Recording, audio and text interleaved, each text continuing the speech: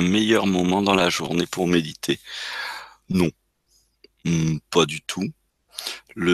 Si c'est, de dire à telle heure, ça serait bien, mais par contre, le meilleur moment, c'est quand vous y pensez et si vous au moment où vous y pensez, ça paraît pas opportun, peut-être que vous pouvez simplement prendre le temps, pendant quelques secondes ou quelques minutes de juste, fermer les yeux et prendre le temps d'être attentif à cet espace silencieux qui est en vous, à ce calme qui est en vous. Ça peut durer quelques secondes ou être votre attention dans la respiration. C'est déjà un quelque chose.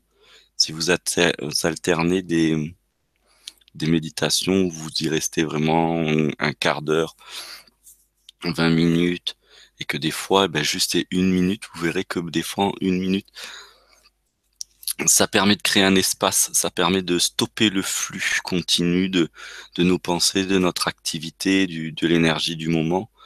Parce que le 3/4 des pensées qu'on a n'est pas forcément des pensées qu'on a choisies. Souvent, ce sont des pensées liées à l'environnement et au contexte dans lequel on est. Et le fait de prendre une micro-pause de quelques secondes nous permet de nouveau être posé sur quelque chose qui est plus serein pour nous-mêmes. Ce qui ne nous empêchera pas d'être actifs si nécessaire.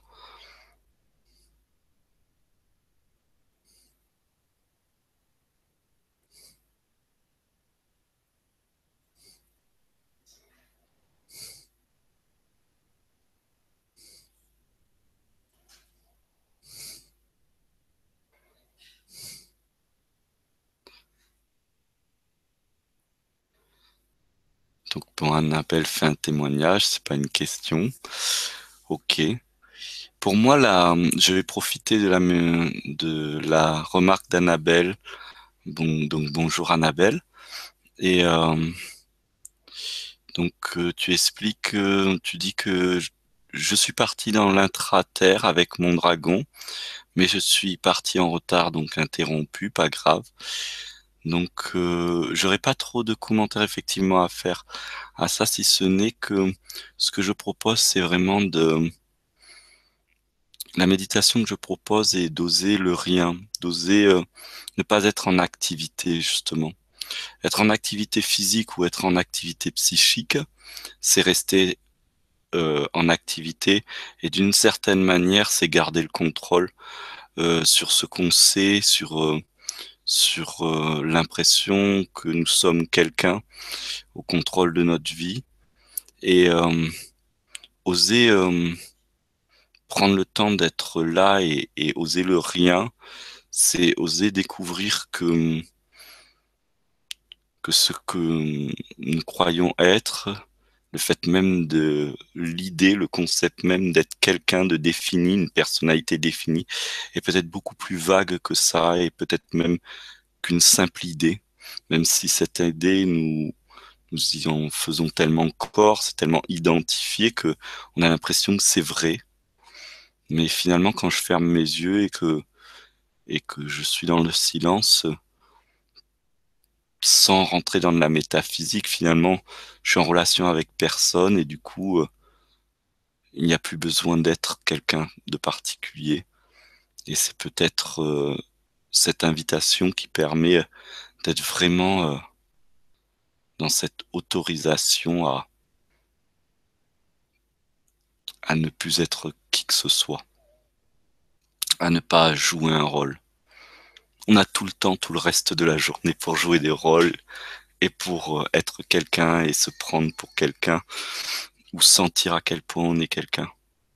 Et dans l'invitation aussi où je parle d'être dans le calme et de sentir qu'on existe, c'est aussi d'oser sentir qu'on existe sans pour autant avoir les sens habituels de voir notre environnement. Parfois même quand on est dans le calme, on ne sent plus son corps, on ne sent plus les limites, et pourtant on sent encore qu'on existe malgré qu'il n'y a rien de défini. Et c'est quelque chose qui est de l'ordre de l'ouverture, de l'ordre de l'abandon à à quelque chose qui est plus profond, qui est moteur finalement.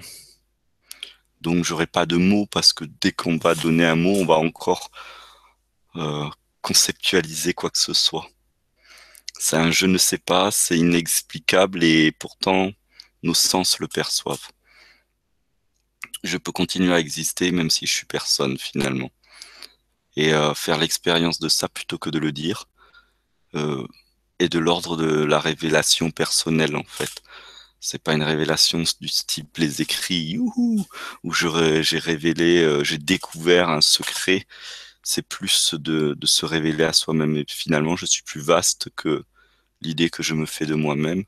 Je suis même plus vaste que le fait de croire que je suis quelqu'un.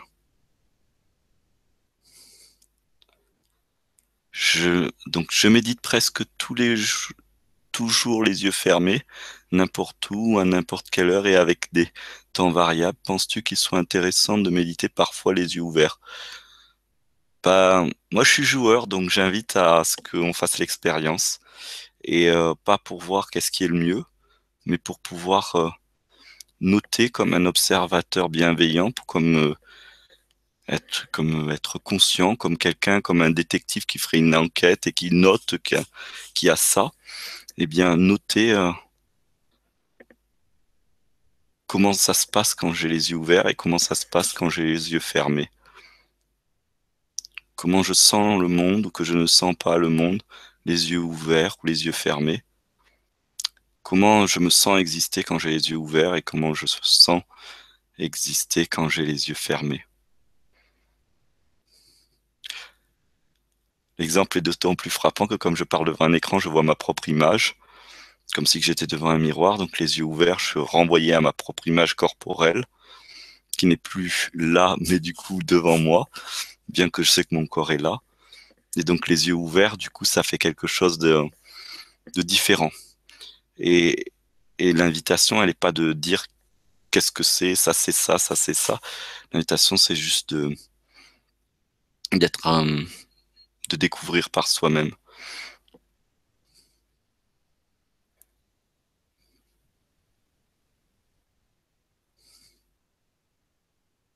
Donc oui, c'est intéressant, en fait.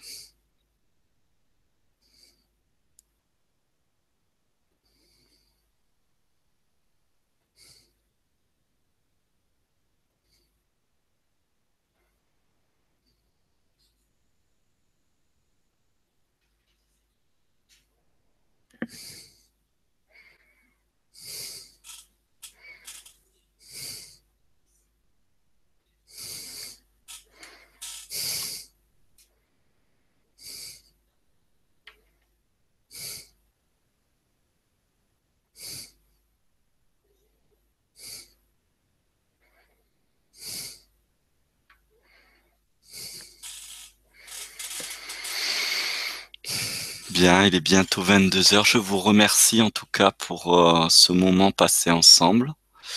Je vais répondre à Annabelle. Du coup, et voilà. Euh, quand on quand on commence à avoir une aisance à être là avec soi, effectivement, ça peut être là avec soi en marchant, là avec soi en faisant la vaisselle, avec soi sans rien faire. C'est soyons joueurs, soyons curieux et, euh, et jouons sans chercher un but final, sans chercher à découvrir ou comprendre quoi que ce soit sur quoi que ce soit, juste voir, être conscient. Donc ça peut être effectivement en faisant la vaisselle, l'aspirateur ou quoi que ce soit d'autre. Au moins ça évitera qu'on ronchonne sur l'activité. Voilà. Eh bien, je vous remercie pour cette soirée passée ensemble. N'hésitez pas à partager la page méditation ensemble et faire connaître ce moment tous les jeudis à 21 heures. N'hésitez pas, vous savez que la méditation est en participation libre, donc vous avez reçu avec le lien la possibilité de faire un don. N'hésitez pas aussi, il n'y a pas d'obligation, mais, euh, mais c'est là en tout cas. Et merci à vous tous. Au revoir.